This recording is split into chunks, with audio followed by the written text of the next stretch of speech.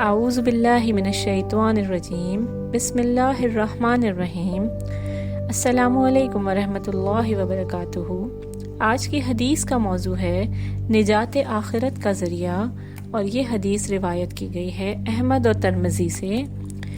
حضرت عقبہ بن عامر رضی اللہ تعالی عنہ فرماتے ہیں کہ میں نے رسول اللہ صلی اللہ علیہ وآلہ وسلم سے ملاقات کی اور عرض کیا کہ دنیا اور آخرت میں نجات کی کیا صورت ہے؟ آپ صلی اللہ علیہ وآلہ وسلم نے فرمایا کہ اپنی زبان اپنے قبضے میں رکھو اور تمہارا گھر تمہاری کفایت کرے اور اپنے گناہوں پر رو۔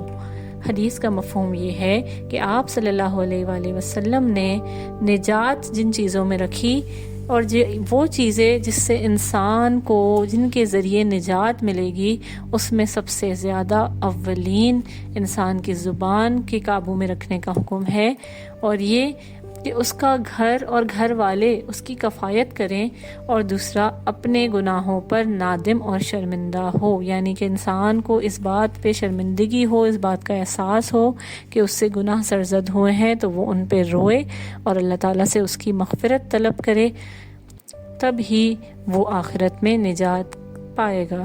جزاک اللہ خیرا کثیرا۔